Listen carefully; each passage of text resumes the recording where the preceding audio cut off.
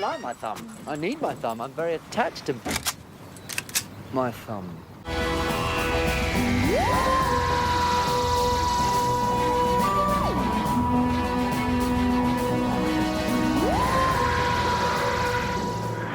What is up, my fellow Whovians? Welcome back to TARDIS Talk. Welcome back. Hope you are having a fantastic Saturday. I am Josh. With me, we got my boy Hunter. Hello, hello! Today, we will be talking about Series 2, Episode 2, Tooth and Claw. Tooth and Claw. The history nerd in me is very happy. It's just going all crazy. It's like, ooh. Oh yeah. Oh my goodness. Like we saw some great Doctor characterization, mostly of him not giving a fuck. That was pretty funny. It was like, was I rude? Yeah, but it's cool. That's what I came here for. We got to see Rose be, admittedly, in my opinion, kind of annoying. Like the entire episode, I was like, Rose, bro, now is not the time. We're almost dying out here, and there are people actively being murdered in front of you, and you're like, are you amused? No! I'm not amused! We aren't amused either. Yeah, this was a fun, crazy episode. It's like, holy shit, this was an episode about werewolves. Werewolves in Doctor Who. Who would have thunk? Who would have absolutely thunk? So, yeah. Well, it works so surprisingly well. It works surprisingly well. Oh yeah.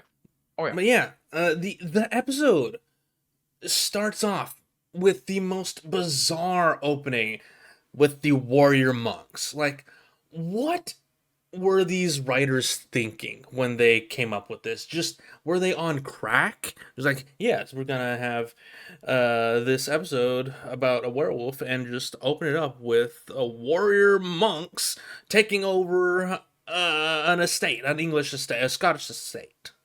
Oh yeah, that made, honestly, like, I'm usually pretty good at suspending disbelief, but dude, the first, 5-10 minutes of this episode, I was like, what the fuck is going on? We have jumped the shark, y'all. It's like you got 5 or 10 Jet Lis over here just whipping out their bow staffs, just taking out the staff of this Scottish estate. It's like, what in the actual fuck is going on here? No one was like, it's weird that these guys have almost monk-like butlers. No, it's they probably all just got really sick and decided to shave their heads. It's like, as a little new me, new year, new me. No, it's fine. Yeah, it's absolutely fine. Then we see the monks just bringing in a crate of something that scares the bejesus out of the rest of the people there, and we know what it is, but we don't really know what it is. Hint, nudge. Oh yeah. Like, I remember the opening of this episode was just such a roller coaster of ridiculousness, and then I think my favorite part of the beginning of the episode was when the Doctor does a fake Scottish accent really, really well. Oh, and it's not even a fake Scottish accent. He just does his Scottish accent. That's true. He is Scottish, but and then Rose is just like, yeah, honky dory, here and there, and they're all like, what the fuck is wrong with you? They just stop everything to go, why are you the way you are? Doctor goes full Scottish, and Rose just, the wee naked babe that she is. Oh yeah, I love when he was like, she's a wee beastie, and I'm like, yeah. I love the comment, whatever he's saying when he's exiting the TARDIS, because their target is 1979, but for some fucking reason the TARDIS sends them to 1879. And oh yeah, when exiting the TARDIS, the Doctor is just going on about his thumb. He's just going on about his thumbs, how he likes his thumbs. I love his thumbs. Love my thumbs. 1979! Hell of a year! China invades Vietnam. The Muppet Movie. Love that film. Margaret Thatcher. Skylab falls to Earth. With a little help from me. Nearly took off my thumb. And I like my thumb. I need my thumb. I'm very attached to my thumb. Oh yeah, it's just such a weird. I don't know what the writers were doing, man. They I really were don't. absolutely on crack with this one, Like, and we appreciate it for it. Yeah, like I really try to I try to be a funny guy and respectfully just enjoy media, but I was like, bro, this is like haha hee hee, I'm so random levels of weird. But you know, it's okay. It's okay. If you can get past those first 10 minutes, the episode gets really, really good. Especially if you like history, like how in the 1800s, like Britain was just obsessed with weird shit.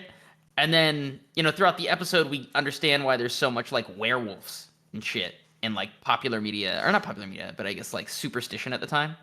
Oh yeah, absolutely. I love that you'll see this throughout various different episodes in the years of Doctor Who, but they really liked going back and doing like historical episodes or just inserting themselves into historical events. Like I think there's one episode in the I think it was in the first series with Christopher Eccleston where they go back and meet Shakespeare. Oh, it's sick. So yeah, this I love whenever they do like historical event episodes. Like I love the outer worldly fantastical science fiction stuff, but I also really like whenever they go back in time and just interact with historical figures such as Queen Victoria. Oh yeah, like I was pogging my brains out at the end of the last episode because I'm a big history nerd and geek and I love it. And I think it's really hilarious that in this episode they explain why industrialization happens. And Yes. they kind of self-insert their spin-off, which left a little bit of a bad taste in my mouth because like if I want to watch the spin-off, I'll just watch it. I don't need you to shove down my throat, we have a spin-off. Its name is Torchwood. Like, bro, I get it. Love it. I love where your head's at. I don't care. Like, if I want to watch it, I'll watch it. I promise you, Mr. Who. But Like, you don't care now, but you will. yeah, exactly, right? Yeah, like give me some time to ruminate. This is episode 2, baby. Come on. So, this Queen Victoria, lovely, lovely lass, is played by Pauline Collins, who is also known for being the narrator in Little Miss. If I don't know what that is. If you know what it's an old cartoon. It's an old cartoon from overseas, but she's very popular in British media. She was also a character in Classic Who as well. She was a character named Samantha Briggs during the second Doctor's run. You know what? I really like that. I like it when you have characters that are played by actors that played other characters, but now they've aged, so they can play someone new. Yeah, exactly. Like, we did see the teaser trailer for the next episode, and the teaser trailer mentioned that they're bringing back a certain classic Doctor Who character.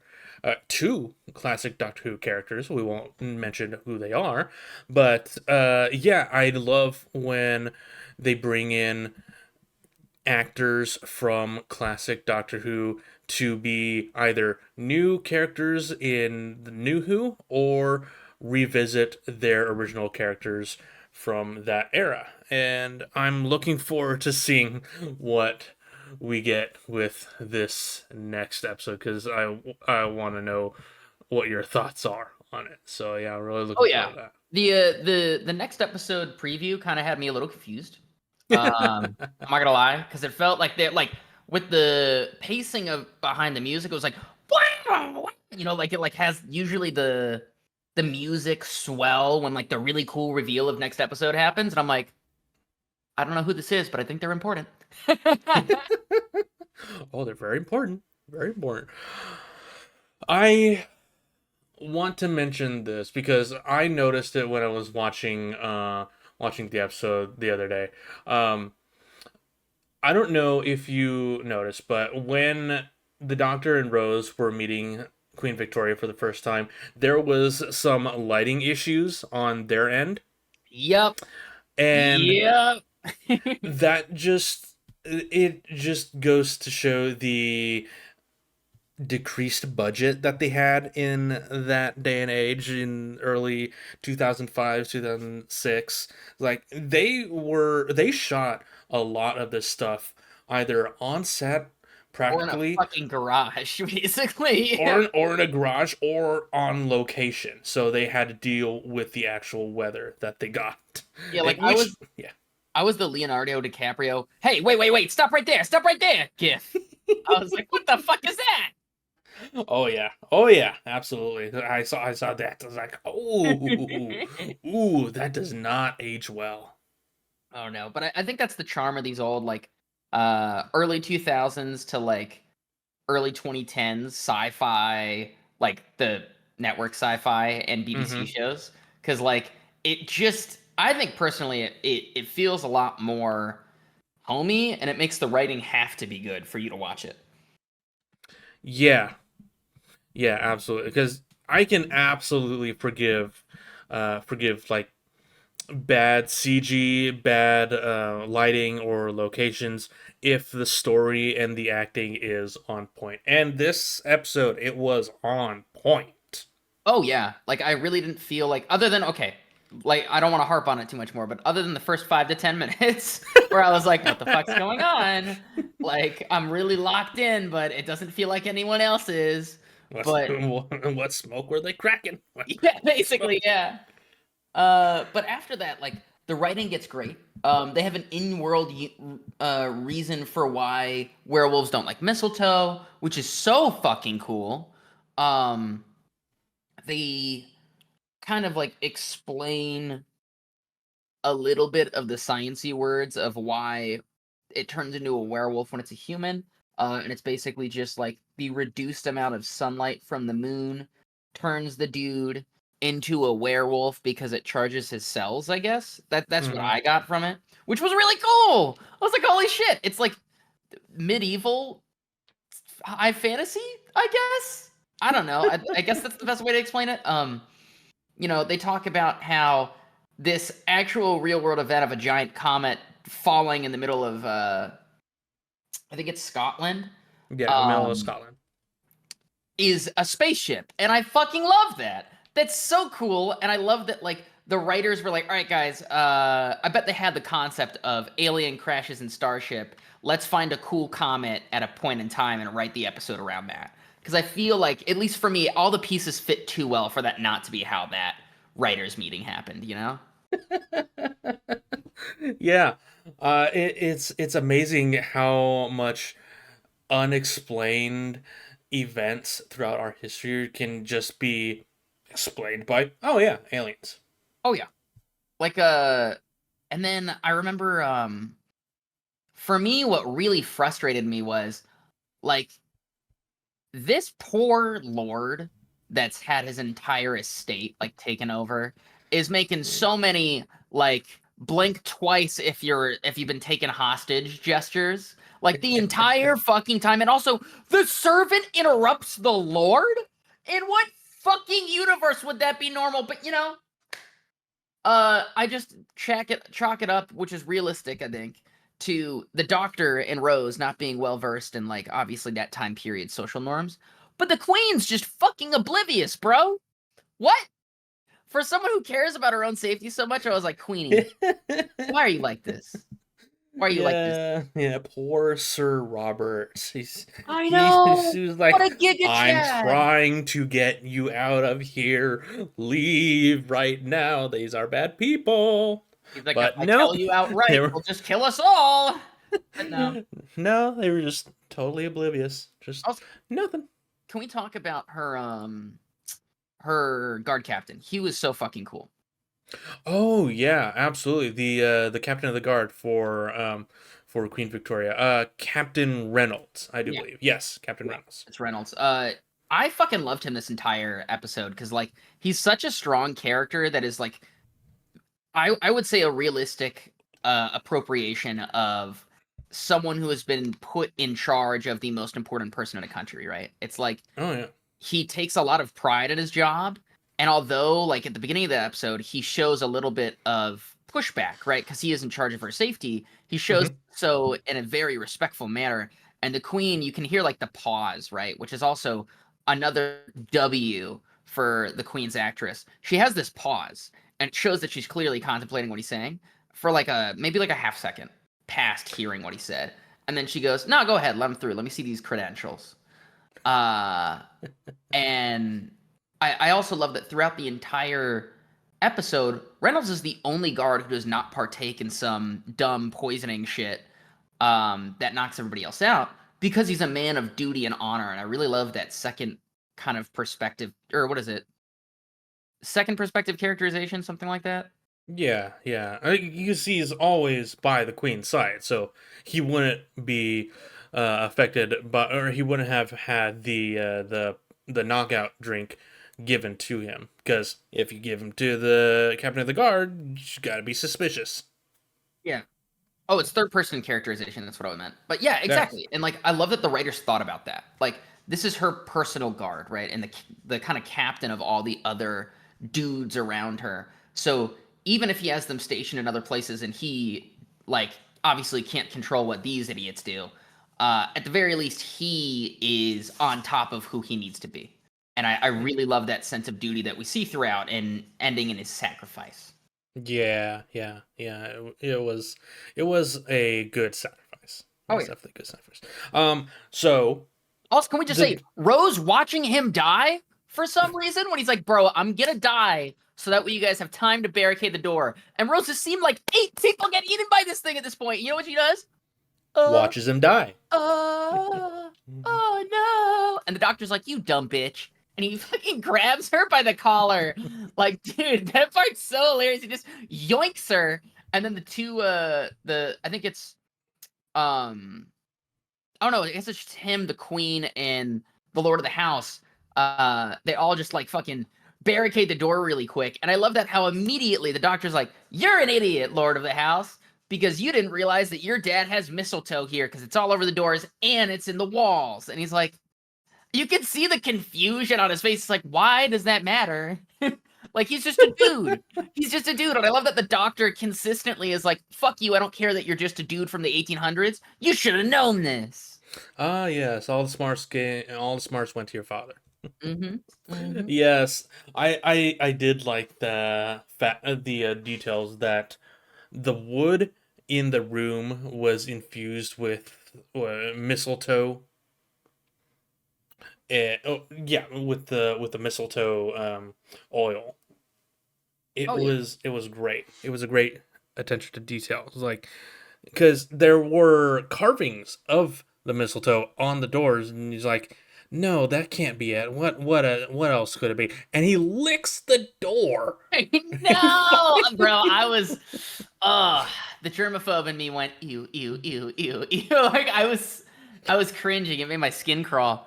But I kind of running back to them making historically strange objects incredibly significant again is them making the Koh-i-Noor diamond a lens, like a focal lens for the frickin' moon. That was so cool. And then we got T-posing wolf, which is also great. I love T-posing wolf. T-pose for dominance, yes. Bro, like, I was just like, we got the T-posing wolf moment. Okay. I respect it.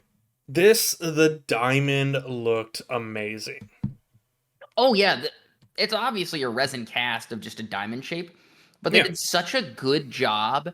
I think it was just whoever their lighting guys were and their practical effects guys. Oh my god, they deserve like a freshly baked sandwich every morning because like it was so believable for a like roughly polished jewel, because in the 1800s they don't have the technology we do now to make our jewels like basically fucking explode your face with light when it hits it. It's so well done where it's just like slightly opaque if you look back at it. Like someone had just kind of basically hand sanded it. And it's not perfect, but Oh my god, it's just like it really hits the believability aspect of it so well. It I really like does. I like the backstory that is told throughout the majority of the episode, that Queen Victoria's husband went to this estate so often just to try to figure out what's going on, and just to prepare for the wolf, because he knew something was coming, and that's why he wanted to get the diamond cut perfectly. Oh yeah, and I love too that uh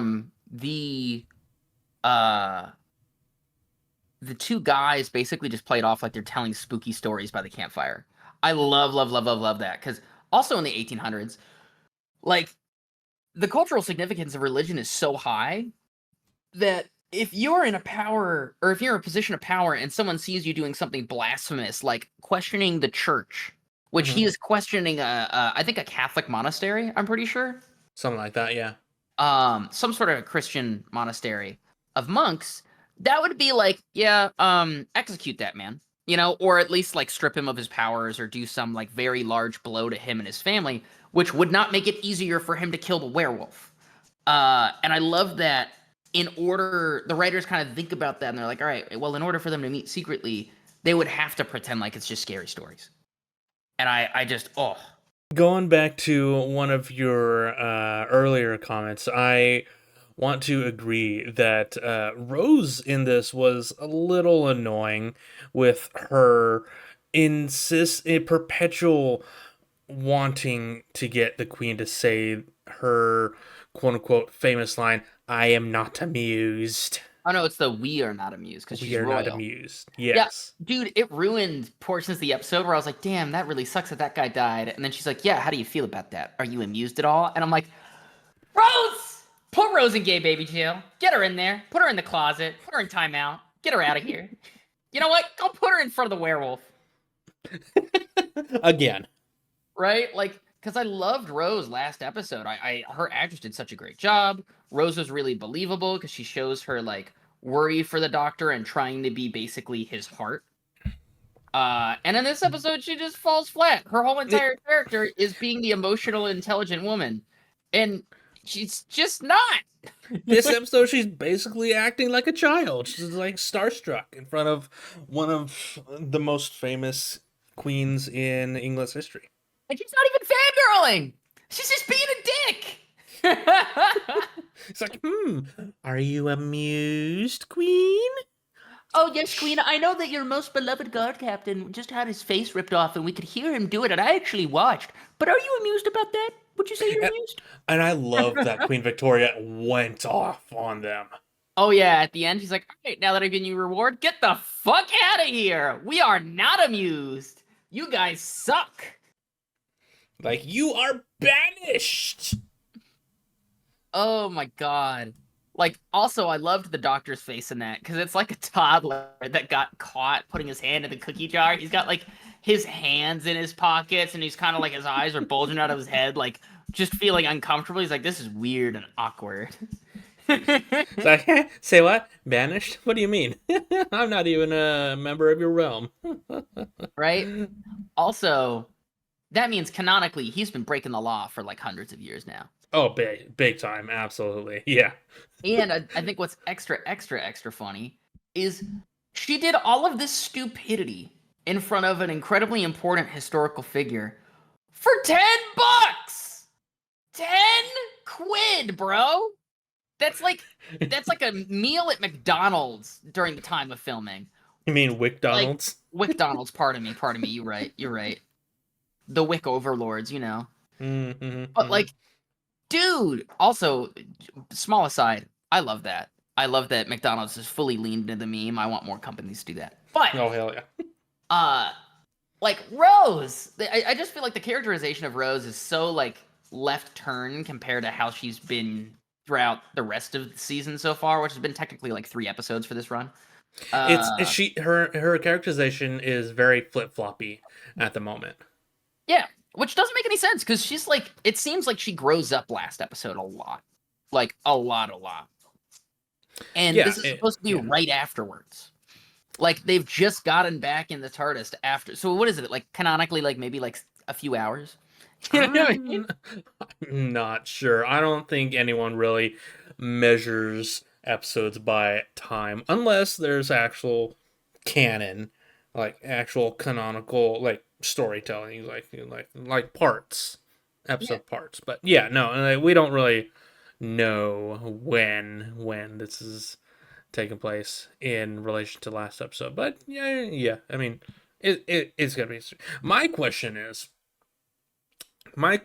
is that when the werewolf died, the doctor looks to Queen Victoria and she's looking at her arm, kind of scratching it a bit, and he asks her, "Hey, did it bite you? Did you get a scratch or something?" Like, no, it was just a sliver from the door.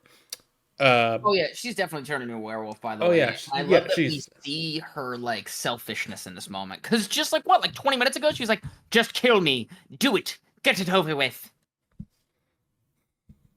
and now she's like, no, I'm fine. It's nothing. It's like Leave yourself. it's like Leave me when alone. COVID hit, and you have somebody come to work, and you could tell that they had COVID, but they were just like, "No, it's just like my allergies," and I'm like, "Bro, just don't work." Yeah. Like, I get that we got bills to pay, but shit, man, I got bills to pay too. Don't get me sick. But yeah, Queen Victoria, the entire royal family is absolutely werewolves. Absolutely werewolves. Like they plan around the moon, Oh yeah. keep to themselves, they like hunting. They're totally werewolves. They are absolutely werewolves. How do you think Queen Elizabeth has stayed alive so long? Oh yeah, and I love the ending too, where he explains, he's like, wait a second, you know, Queen They're Victoria thinking back develops. on it. Yeah, he's like, Queen Victoria develops a blood disease like a few years after this, and he's like, and then members of her family have a genetic blood disease. So I think what's funny is this is like real world canon if we were thinking about it like we were in Doctor Who's world, because Absolutely. he is the reason that she doesn't just become a terrible super gamer. But I like to think that my headcanon is the reason why industrialization gets pushed so fucking hard right after this is because it's like a little bit of the werewolf has started to kind of creep in, you know? Oh yeah, absolutely. That is completely the reason why we have technology as it is right now. Oh yeah. I So fully in like believe what, that. like the 1850s to the 1900s, we have such an unprecedented speed of like increase in technology. I'm just saying. Just saying. Just saying. A little sus. Doctor Who, are you I trying mean, to in the span of 20 years, 2000 to 2020, we've had massive leaps in technology. You Who's to know what? say? Who's You to know say? what? I'm just saying the timeline's kind of line up. The Yeah, timeline's kind of kind line of up. lines up. They're just drip feeding us, you know? Just a little bit of a drip feed. Yeah. Absolutely not trying to gaslight us or anything. No, No, no. no, nothing else. No. But All right, I'll put down my tinfoil hat. My bad. Oh, we love tinfoil hats here. It's only tinfoil hats here. Oh yeah. So yeah, at the very end of the episode, the queen is talking to the ladyship of the house, and the lady wants to sell the land. So the queen just says, "You know what? In honor of your husband, in honor of my husband, let's turn this into an institute to fight back against the forces of evil. And if the doctor ever comes back, may he be at the mercy of God, because we will be ready for him." And what is the institute's name other than Torchwood? Oh yeah, and it's so weird, you know. They have some sort of silly, funny, haha, like series named Torchwood. I wonder if they're connected. Probably I not. don't think so. Probably not. Probably Nothing to do with it. Absolutely nothing. Yeah. You know what? I think you're right. I think it's all coinky dink. That's what I think. It's just a massive quinky dink. We don't talk about series 3 or 4 of Torchwood. Absolutely no. Anyways, yeah. You know, So and yeah. eventually, maybe like when we finish this Doctor, we'll do like a couple episodes of Torchwood and see what that's about. I've heard very mixed things from the Doctor Whovians, The Whovians. Hulu-Hoos. the Whovians that I've talked to about it. Yeah, yeah. I mean, yeah, we could possibly do that. I mean, there is a right time to watch it in terms of canonicity with the Doctor's timeline, but Oh, yeah. yeah, I mean, there's a certain point where we can talk about that. Yeah, yeah. I mean, think I think doing one as like a haha, we at least tried it. You know what I mean? Would be oh cool. yeah, absolutely, absolutely. I can't remember what the first episode feels. Oh, okay, I remember something about what the first episode was like. Yeah, yeah, we could do something like that. Oh, yeah, we'll Oh see. yeah. We'll see how it works out. We'll see how it works out. Anyway, so yeah, good episode overall, I think. Oh yeah. I would say solid like 7 out of 10 for me. I like the Oh episode yeah, absolutely. before this better. Hmm. Because I think it was just the writing was really good, and they're not all gonna be winners, and that's okay. Yeah, yeah, absolutely. But I was a little bit bummed with how we went like 5 steps forwards with Rose last episode, and we've went like 10 steps back this episode. You Yes. know? Yeah, yeah. Oh, you know something? I don't think we either of us touched on was the design and CGI for the wolf. Oh, it was really surprisingly good, except for the T-pose moment. The T-pose moment, I was like, all right, I get it. We finished up the budget. We just had to use the T-pose of the model and turn the fucking gamma all the way up. I get All the it. way up, yeah. But yeah, the design and the overall CGI of the wolf was surprisingly very good for that day and age. It was Oh yeah. like very, very well designed, very flush. Yeah, like I didn't ever feel like the episode had,